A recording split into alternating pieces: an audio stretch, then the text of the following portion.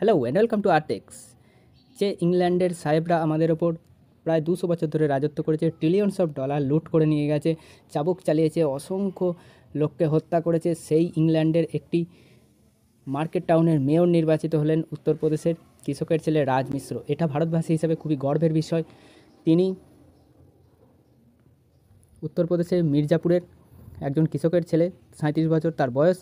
তিনি ইংল্যান্ডের পূর্ব মিডল্যান্ড অঞ্চলের নর্থাম্পটনশায়ারের একটি বাজার শহর ওয়েলিংবোর্ডের নতুন মেয়র হিসাবে নির্বাচিত হয়েছেন।